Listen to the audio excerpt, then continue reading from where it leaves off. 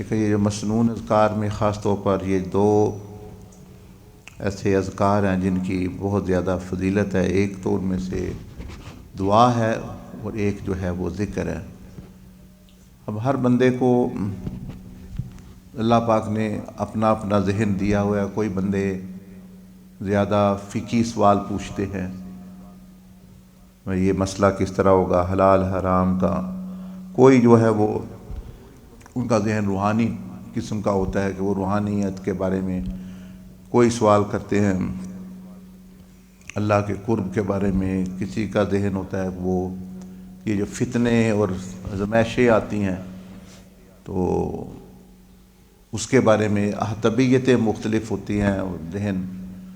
نبی علیہ السلام کے صحابہ میں رضوان اجمعین، ان میں حضرت حذیفہ رضی اللہ تعالیٰ عنہ فرماتے تھے کہ میں حضور صلی اللہ علیہ وسلم سے فتنوں کے بارے میں جہاں سے بندہ بھٹک سکتا ہے، جہاں خطرہ ہے، میں زیادہ اس کے بارے میں پوچھتا تھا. دوسرے کچھ اعمال کے بارے میں پوچھتے، کچھ فرائض کے بارے میں، کچھ جو ہے آخرت کے بارے میں.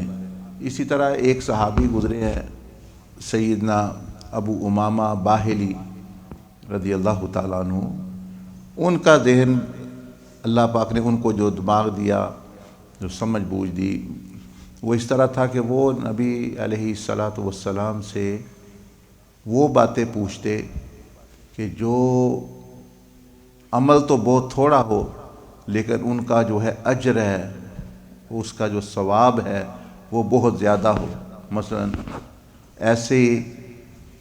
ایسا عمل یا ایسا جیسے مثال کے طور پر کھانا ہے، کھانے مختلف ہے. اگر ایک ایسا کھانا وہ کھا لیں تو شام تک بندے کو پیاس ہی نہ لگے. مثلا بندے لسی پی لی ہے یا کوئی اس طرح کوئی تو اس کو پیاس نہیں لگتی. کسی نے کوئی بڑا بھاری کھانا کھا لیا، اس کو بھوک نہیں لگے گی مثال کے طور پر. تو کچھ چیزیں، کچھ کھانے روحانی طور پر بھی ایسے ہوتے ہیں. انہی میں سے یہ روایت ہے. انہوں نے نبی علیہ الصلوۃ والسلام سے یہ اس کا ایکو کم کر دیں. انہوں نے حضور اکرم صلی اللہ علیہ وسلم سے ایک مرتبہ یہ استفسار فرمایا، پوچھا کہ کیونکہ وہ رات دن ظاہر حضور علیہ السلام کے ساتھ سفر میں، حضر میں رہتے اور دیکھتے کہ نبی علیہ السلام اللہ کو کس طرح یاد کرتے ہیں. وہ کس طرح یاد کر، وہ ہر موقع پر، جب حالت بدلتی تھی تو وہ اللہ کو یاد کرتے تھے. مثلا بیٹھے ہیں تو اٹھے ہیں تو اللہ کو یاد کریں گے. اگر اوپر سے نیچے آ رہے ہیں تو پھر، اگر نیچے سے اوپر جا رہے ہیں کہیں تو پھر بھی اللہ کی یاد. مثلا اللہ اکبر، نیچے آ رہے ہیں تو سبحان اللہ. اسی طرح گھر سے باہر نکلنا، یہ بھی حالت بدلنا ہے. یہ ایکو کم کر دے اس کی نا. اور اگر گھر کے اندر آئے ہیں تو پھر بھی یہ حالت بدل گئی. اسی طرح جو ہے کوئی بھی حالت، مطلب پریشانی آ گئی کوئی تو اس کے بارے میں پھر تو یہ ایک بڑا آسان طریقہ ہے کہ اللہ پاک کو بھولے نہ بندہ، کیونکہ عام طور پر بندہ بھول جاتا ہے. تو کیسے کہ یہ بس ذہن میں بٹھا لے کہ میری جو بھی سچویشن، حالت یہ بدلے گی تو میں نے اللہ پاک کو یاد کرنا ہے، اللہ کی سے دعا کرنی اس معاملے کے بارے میں. تو حالتیں تو بدلتی رہتی. کبھی بندہ بیمار ہو گیا، کبھی اس کو نیند آ گئی، کبھی نیند نہیں آ رہی، سمجھنے. کبھی جو ہے وہ شفا اس کو مل گئی، کبھی کوئی حاجت پوری ہو گئی، کبھی چاند نکل آیا، کبھی سورج نکلا. مثلا ابھی سورج نکلے گا، یہ بھی حالت بدلنا. کبھی شام ہو رہی ہے، کبھی کوئی مر رہا ہے، کبھی کوئی جی رہا ہے. تو سورج نکلنے پر بھی نبی علیہ السلام نے دعا پڑھی ہے اور اللہ کو یاد کیا. الحمدللہ الذی قالنا یومنا ھذا ولم یہلکنا بذنوبنا، کہ اللہ تیرا شکر ہے کہ یہ دن جو تو نے عنایت فرمایا ہم کو. اور مفہوم یہ ہے کہ بھئی ہمارے لیے جو ہے، یعنی ہم انبیاء علیہ السلام تو معصوم ہوتے ہیں کہ ہم اس قابل تھے کہ ہم برباد، تباہ، ہم پر عذاب آتا لیکن نہیں آیا. اللہ پاک تیرا فضل ہے، تیرا کرم ہے، مثلا یہ دعا اس طرح. تو وہ دیکھتے کہ رسول اللہ علیہ السلام ہر حالت جب بدلتی اتنی دعائیں، اللہ کو یاد کرنا. تو ان کے ذہن میں ایک دن انہوں نے پوچھا کہ یا رسول اللہ صلی اللہ علیہ وسلم، ہم تو بعض یاد رکھ سکتے ہیں دعائیں، بعض ہمیں نہیں بھی یاد رہتی. آپ اتنی اعلیٰ، اتنی اچھی، اتنی لمبی کئی دفعہ آپ علیہ السلام دعا فرماتے، ہمیں یاد ہی نہیں رہتا. دل چاہتا ہے وہ پڑھیں، دل چاہتا ہے وہ یاد کریں، یاد نہیں ہوتی. دل چاہتا ہے آپ کی دعائیں ہم مانگیں، لیکن وہ یاد ہی نہیں ہوتی. تو پھر آپ بھول جاتے ہیں یا کتنی یاد، حالانکہ وہ تو عربی تھے، عربی میں سب سمجھتے تھے سب کچھ. تو آپ صلی اللہ علیہ وسلم نے ان کو فرمایا، ان کے سوال پر دیکھیں نا کتنا اچھا سوال کرتے ہیں، مفید سوال کریں. اتنا سوال مفید کہ اس کی جواب میں اتنا بڑا جو ہے خیر کا دروازہ کھل گیا. حضور علیہ السلام نے فرمایا، میں آپ کو ایک ہی دعا ایسی سکھا دیتا ہوں جس میں میری ساری دعائیں آ جائیں گی. تم کچھ بھی نہ مانگو، صرف ایک دعا کر لو تو میری جتنی دعائیں دن میں، رات میں، غاروں میں، آسمانوں میں، زمین میں، تہجد میں، حضر میں، سفر میں، اکیلے تنہائی میں، عبادت کے وقت، ذکر کے، میں نے جتنی دعائیں کی وہ ساری کی ساری اس کے اندر آ جائیں. تمہیں کوئی فکر کی ضرورت نہیں. یہ دیکھیں نا، یہ سوال ہے، یہ مفید سوال. کتنا وہ صحابی جس کی بات کر رہا ہوں، حضرت ابو امامہ باہری رضی اللہ عنہ، کتنا اچھا اور کتنا جو ہے انہوں نے سوال کیا کہ اس کے جواب میں ہمارے سب کا مسئلہ حل ہو گیا. تو وہ میں عرض کر رہا ہوں کہ اگر اور پڑھیں وہ سب دعائیں جتنی پڑھ سکتے ہیں، لیکن یہ ضرور پڑھ لیں، یہ دوسری ساری دعائیں یہ کور کر لیتی. کون سی دعا؟ یہ صفحہ نمبر 12 پر جو آپ پڑھتے ہیں لکھی آتی ہے، وہاں حدیث بھی یہ لکھی ہوئی ہے امام ترمذی کی. اللہم انا نسألک من خیر ما سألک منہ نبیک محمد صلی اللہ علیہ وسلم. اے اللہ، اردو میں بتا رہا ہوں، یعنی عربی میں نہیں آتی، اردو میں، پنجابی میں مانگ لیں. اے اللہ، میں تجھ سے ہر اس بھلائی کا سوال کرتا ہوں، یعنی بھلائی مانگتا ہوں، خیر مانگتا ہوں، جس بھلائی کا تجھ سے تیرے نبی سیدنا محمد صلی اللہ علیہ وسلم نے سوال کیا ہے. یعنی اے اللہ، نبی علیہ السلام نے جتنی خیر تجھ سے مانگی ہے، دعائیں کی ہیں مجھ سے، وہ خیر مجھے نصیب فرما. وَنَعُوذُ بِكَ مِن شَرِّ مَا اسْتَعَاذَ مِنْهُ نَبِيُّكَ. اور اے اللہ، جن چیزوں سے حضور صلی اللہ علیہ وسلم نے جس شر سے حفاظت مانگی ہے، ان تمام شرور سے مجھے بھی حفاظت عطا فرما. وَأَنْتَ الْمُسْتَعَانُ. تجھی سے مدد طلب کی جاتی ہے. حقیقی مدد کرنے والا وہ اللہ ہی ہے. ہم جب کہتے ہیں نا وَإِيَّاكَ نَسْتَعِينُ، کہ تجھ سے ہی مدد چاہتے ہیں، تو پھر دوسروں سے کیوں مانگتے ہیں؟ سوال ہے نا. پھر اگر سورۃ فاتحہ میں پڑھ لیا ایاک نعبد و ایاک نستعین، تیری ہی عبادت کرتے ہیں اور تجھ سے ہی مدد چاہتے ہیں، تو پھر دوسروں سے کیوں یہ مجھے پانی دے دو، یہ مجھے پیسہ. یہاں ہی مسئلہ حل ہو جاتا ہے. جو کئی لوگوں کو یہ شک شبہ پڑ جاتا ہے، اشتباہ، بھی ولیوں سے نہیں مانگنا چاہیے کیونکہ ہم تو کہہ رہے ہیں اللہ سے مانگیں. تو پھر وہ دن سارا دن بیوی کو کہتے ہیں روٹی بناؤ. ان کو تو کہنا جو بیوی کہنا چاہیے وہ ایاک نستعین ہے، مجھے سے کیوں روٹی مانگ رہے ہو، جاؤ خود پکاؤ، پانی دے دو، کپڑے استری کر دینا.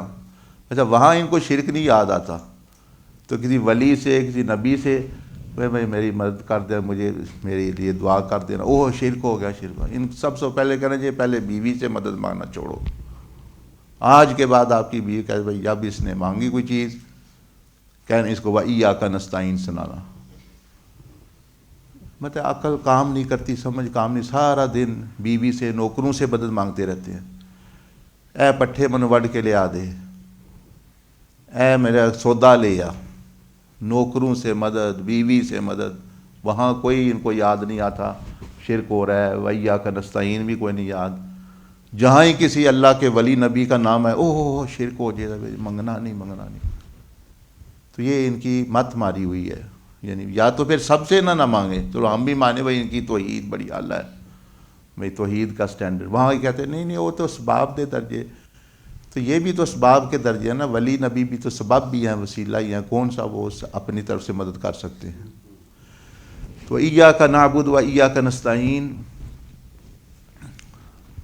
ہم جب اللہ پاک کے سے مدد مانگتے ہیں، اللہ پاک کے بارے میں آتا ہے، اللہ کا نام ہے. قرآن جی نے فرمایا نعم المولا، سب سے اچھا مدد مانگنے والا، جس سے مانگی جائے جن سے مدد کرنے والا، وہ نعم النصیر. اس کا مطلب ہے دوسرے بھی ہیں جو ناقص ہیں لیکن اپنا مدد ان سے بھی مانگی جا سکتی ہے. وہ نعم النصیر، نعم المولا و نعم النصیر. نصر، یہ مدد مانگنا کہتے ہیں نصرت. نصرت کہاں سے نکلا ہوا ہے؟ یہ اے دین کی نصرت کرو، ہماری نصرت کرو، تو مطلب ہماری مدد کرو. یہ تمام جو مکہ سے جب مدینہ شریف مہاجرین آئے تو وہ جو مدینہ والے جو صحابہ تھے ان کو کیا لقب ہے ان کا؟ انصار، مددگار. ورنہ تو پھر نبی علیہ السلام وہ شرک ہو گیا، ان کو مددگار نہیں کہنا، یہ تو انصار ہیں، انصاری نہیں کہنا، یہ تو ہو گیا.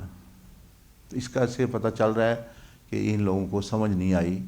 یہ ہر معاملے میں مطلب بیوی سے یہ مانگتے ہیں، ڈاکٹر سے یہ مانگتے ہیں، نوکروں سے یہ مانگتے ہیں، اور حکمرانوں سے یہ مانگتے ہیں ہمیں یہ دے دو وہ دے دو، فون کر کے اے پیسے بھیجو.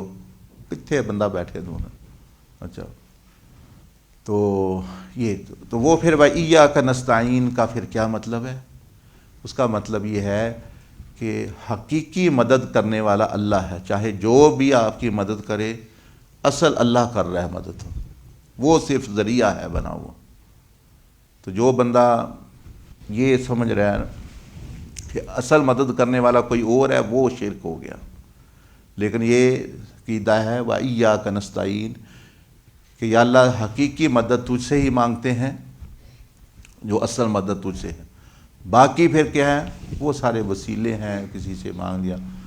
ہاں ایک چیز جو ہے وہ صرف اللہ سے کی جاتی ہے، وہ ہے دعا.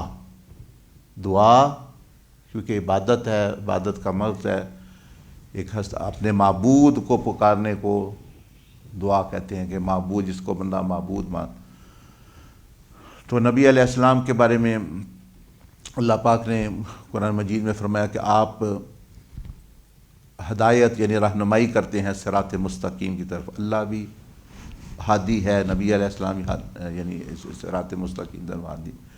تو وہ عرض کر رہا تھا آپ سو کہ ایاک نعبد، یہاں لکھا ہوا انت المستعان، کہ یعنی اصل مدد کرنے والا اللہ ہے. ڈاکٹر سے بھی جو ہم دوائی لیتے یا کہتے ہیں ڈاکٹر صاحب دیکھنا میں بیمار ہاں، تو یہ کبھی نہیں سمجھنا چاہیے کہ دوائی شفا دے سکتی ہے یا ڈاکٹر شفا دے سکتا ہے. وہ وسیلہ ہے، اس نے شفا اللہ نے دینی ہے. آپ نے مطلب آپ کہہ رہے ہیں ہماری مدد اللہ نے دینی ہے تو دے دے گا شفا. نہیں اسی طرح پانی پیاس نہیں بجھا سکتا، آگ جلا نہیں سکتی، کوئی چیز میں اپنا اثر نہیں ہے، وہ سارا اصل میں اللہ ہی کرے. اللہ سے جس طرح کہتے ہیں نا ہونے کا، اللہ سے ہی ہونے کا جو ہے وہ یقین ہے. اور باقیوں سے اللہ کی مدد کے بغیر کچھ نہیں، اللہ کی اذن کے کچھ نہیں. اللہ کرے تو پھر وہ بھی بہت کچھ کر سکتے ہیں. عیسیٰ علیہ السلام نے مردے زندہ کیے، لیکن انہوں نے فرمایا بِإِذْنِ اللہ، میں اللہ کی طاقت سے مردے زندہ. خود نہیں کر، خود تو بندہ خود بھی زندہ نہیں رہ سکتا، ایک لمحہ زندہ نہیں رہ سکتا. تو یہ جو دعا، یہ بھی دعا میں نبی علیہ السلام نے ہمیں سکھایا کہ بھائی آپ اگر چاہتے ہیں نبی علیہ السلام کی ساری دعائیں مانگنا تو آپ یہ دعا مانگے گا. عربی نہیں آتی، اردو میں نہیں آتی پنجابی، کہ اے اللہ نبی صلی اللہ علیہ وسلم نے جتنیاں بھی دعاواں تھوڑے کو کیتیاں خیر دیاں، سانوں بھی ادھے وچ حصہ دو. جنہ چیزاں تو انہوں نے پناہ منگی، سانوں بھی پناہ دے دو. اس واسطے کہ مددگار تو ہی ہے. وَأَنْتَ الْمُسْتَعَانُ وَعَلَيْكَ الْبَلَاغُ، اور تو ہی عطا کر سکتا ہے، حقیقی اللہ ہی عطا کر سکتا ہے. وَلَا حَوْلَ وَلَا قُوَّةَ إِلَّا بِاللَّهِ، ہر قسم کی طاقت و قوت تیری ہی توفیق سے ہے. تو نہ تو یہ ایک ایسی دعا ہے جس میں ہم جو پڑھے لکھے لوگ نہیں ہیں، ان پڑھ ہیں، سمجھ نہیں آتی، دعائیں یاد نہیں رہتی کہتے ہیں، تو وہ ایک ہی یہ دعا مانگ لیا کریں دن کو نماز کے بعد یا جب بھی، وہ ساری دعائیں کور ہو گئی۔ اب مجھے سنتے ہی رہتے ہیں دعائیں میری، یا اللہ حضور علیہ السلام نے جو بھی خیر، بلکہ تمام انبیاء نے، ملائکہ نے، ولیوں نے جو جو خیر کی دعائیں ہمیں سب کو وہ عطا فرما۔ یہ بڑی جامع ہوتی چیز ہے، یہ وہی سے لی گئی ہیں۔ دوسرا آپ کو یہ مسئلہ سمجھ آ گیا کہ اصل مدد کرنے والا وَإِيَّاكَ نَسْتَعِينُ اللہ ہے، ہر معاملے میں اللہ نے مدد آپ کی کرنی ہے۔ باقی جو ہیں وہ سارے کے سارے وسیلے ہیں، جیسے ٹوٹی سے پانی نہیں آتا، اصل پانی ٹینک سے آتا ہے، ٹوٹیاں بہت ہیں، تو جو ٹوٹی بندہ کھولے وہ یہ نہیں کہہ رہا کہ ٹوٹی سے پانی آ رہا ہے، ظاہری طور پہ آ رہا ہے، اصل پیچھے سے وہ آ رہا ہے۔ تو اسی طرح حقیقی مددگار وہ صرف اللہ ہے، باقی سارے وسیلے ہیں، چاہے وہ ڈاکٹر ہو، چاہے وہ آپ کسی دوست سے مدد مانگیں، چاہے وہ کسی ولی سے مانگیں، چاہے کسی نبی سے مانگیں، وہ آپ اپنا یہ کارے وسیلے کے طور پر۔ لیکن جو ہے دعا آپ کو بتا دی، کسی مزار پر جائیں، کسی بزرگ کے پاس جائیں، تو دعا اللہ سے مانگنی ہے، صرف اللہ سے مانگنی۔ تو دعا تو زندہ بندہ ہو تو وہاں بھی آپ مانگیں گے تو اللہ سے مانگنی ہے، قبر پر جائیں گے تو اللہ سے مانگنی ہے۔ بزرگوں کا وسیلہ پیش کر سکتے ہیں کہ یا اللہ ہم ان لوگوں سے محبت رکھتے ہیں، اس محبت کی بنا پہ ہماری یہ حاجت پوری فرما، اور سب سے بہتر تو یہی ہے، اس طرح جو ہے وہ اپنا معاملہ کریں۔ تو یہ چلو میں نے سوچا بھی رمضان کا مہینہ ہے، آپ نے یہ حضرت ابو امامہ باہلی رضی اللہ ان کی دوسری حدیثوں میں بھی ایسا ہی ہے، وہ ہمیشہ وہ ایسی بات پوچھتے تھے جس کا فائدہ بہت زیادہ ہو، عمل تھوڑا اور فائدہ جو ہے وہ بہت زیادہ۔ اور کوئی بات پوچھنی ہے تو پوچھ لیں۔ وعلیکم السلام ورحمۃ اللہ وبرکاتہ۔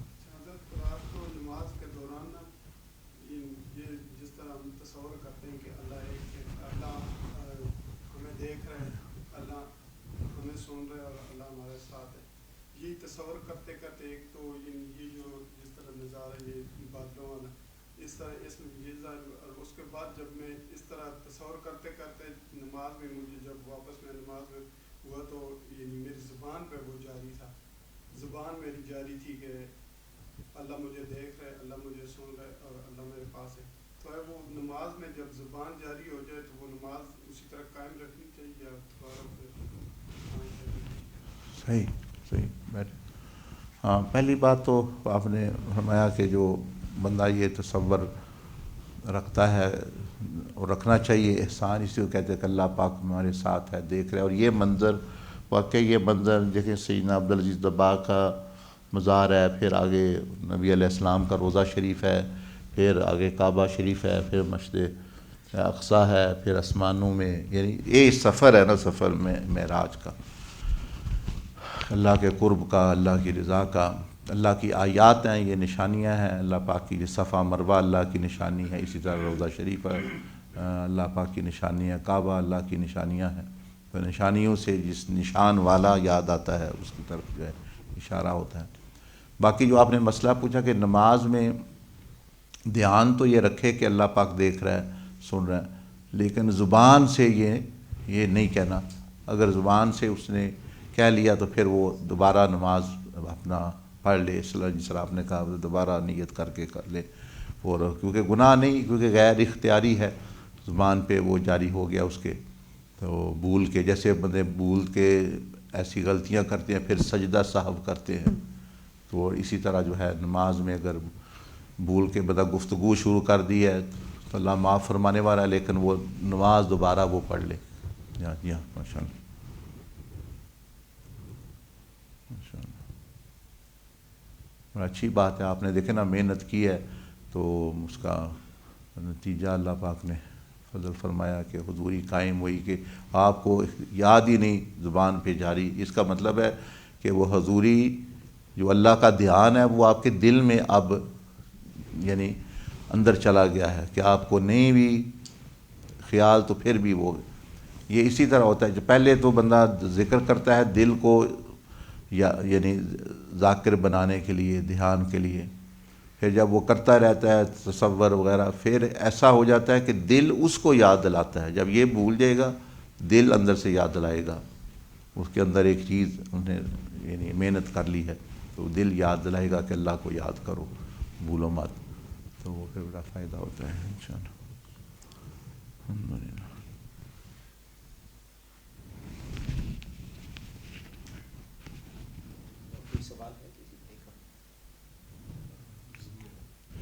جی شہزاد بھائی.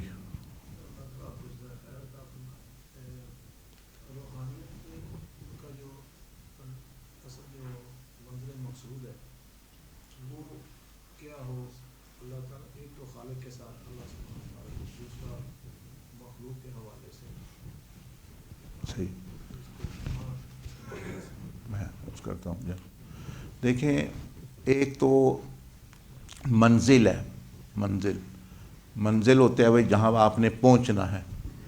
ایک اس منزل تک پہنچنے کے لیے وسیلے ہیں، ذرائع ہیں. مثلا ہم نے اسلام آباد پہنچنا ہے، گاڑی پر بھی بیٹھ سکتے ہیں، ٹانگے پر بھی بیٹھ سکتے ہیں، ٹرین پر بھی بیٹھ سکتے ہیں، جہاز پر بھی جا سکتے ہیں، پیدل بھی جا سکتے ہیں. یہ سارے کے سارے ذرائع ہوتے ہیں، لیکن اصل منزل وہ تو اصل منزل تو بندے کی اللہ پاک ہے.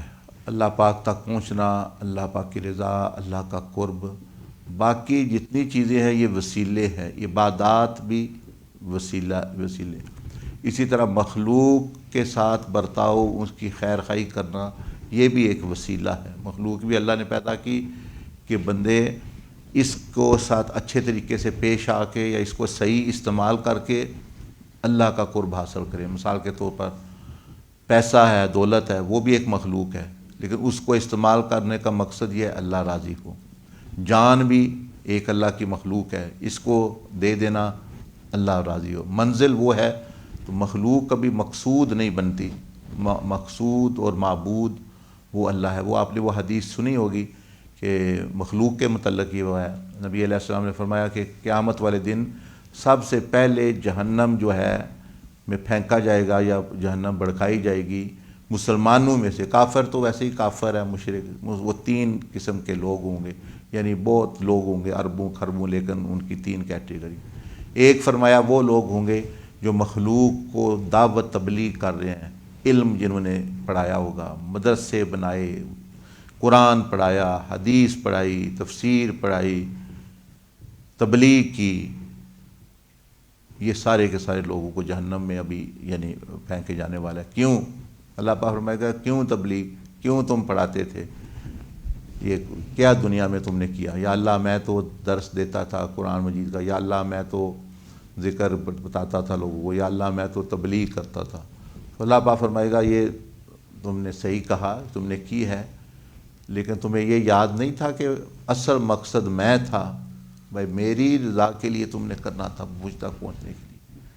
تم نے یہ کیا لیکن کوئی نیت نہیں کی، یا اپنی شہرت کی نیت کا لیے مجھے کچھ یہ دنیا مل جائے، پیسہ دولت مل جائے، شہرت مل جائے.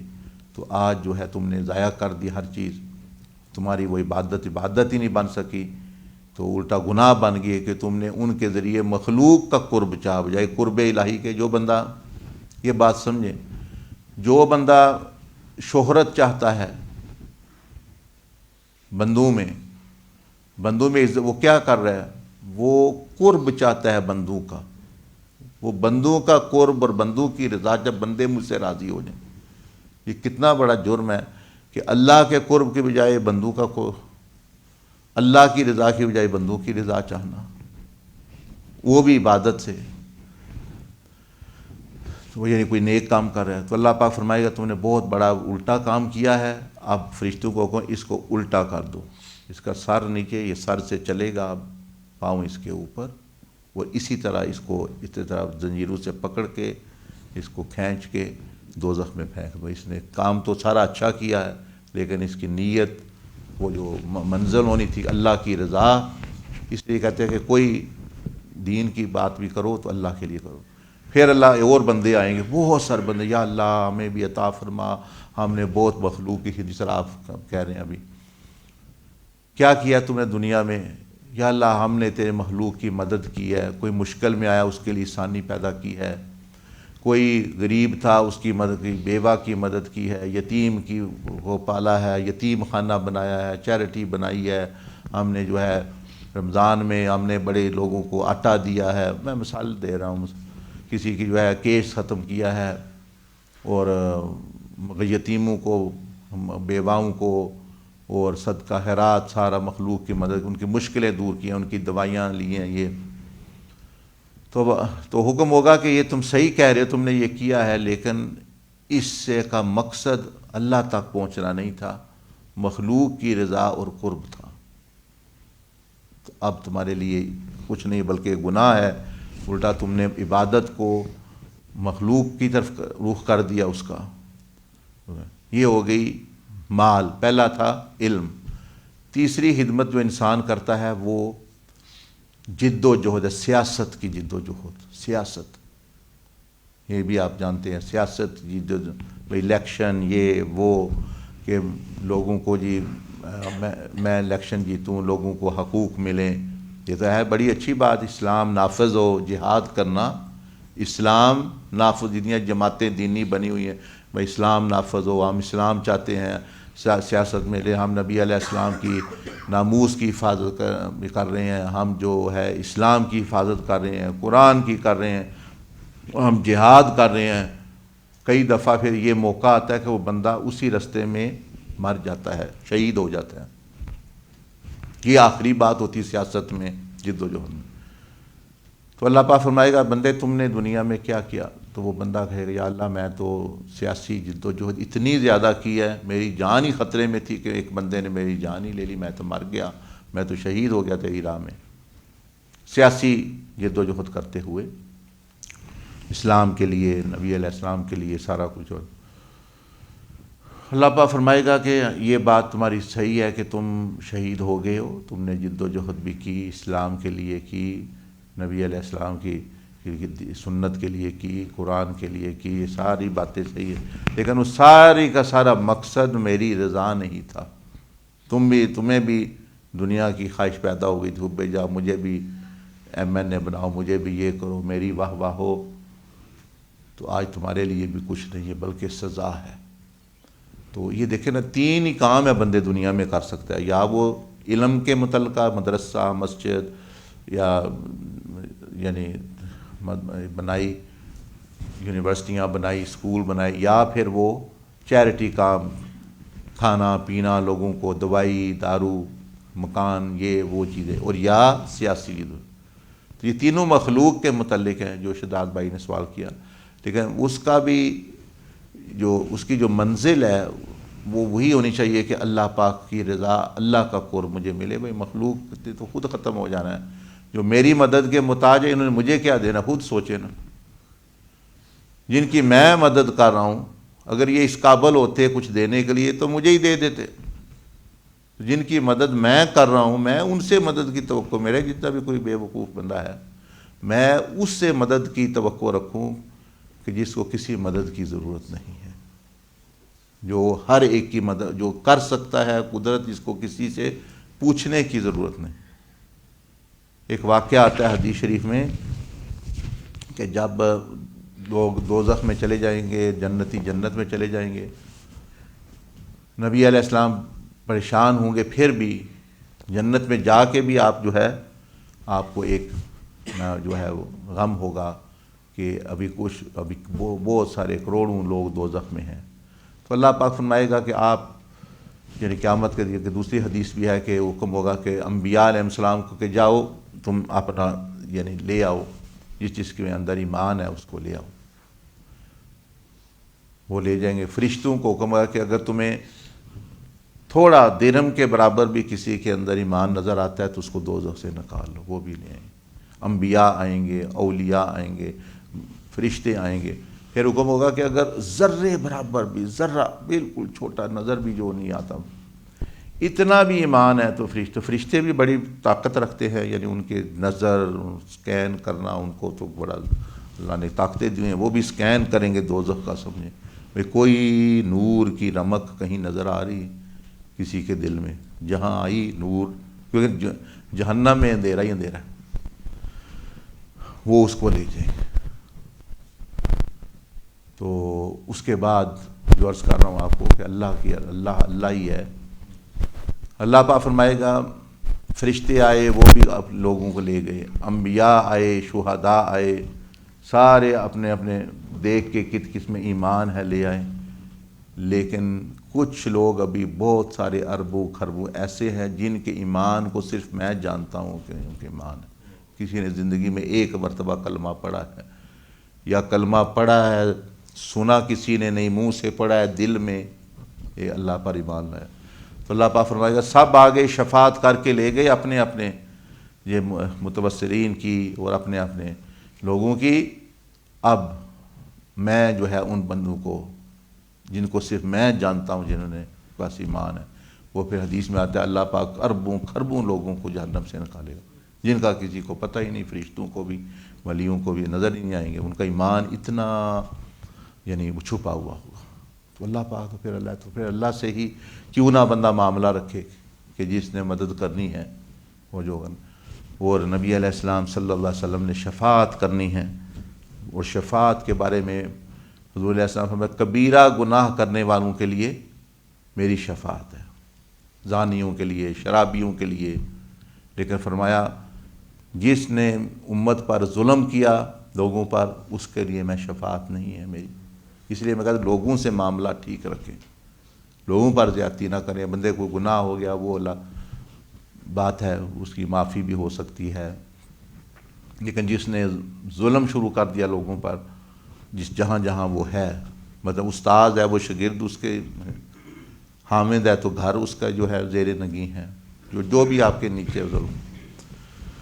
دوسرا فرمایا حضور علیہ السلام نے کہ جو میری سنت کی مخالفت کرے گا اس کے لیے میری شفاعت نہیں.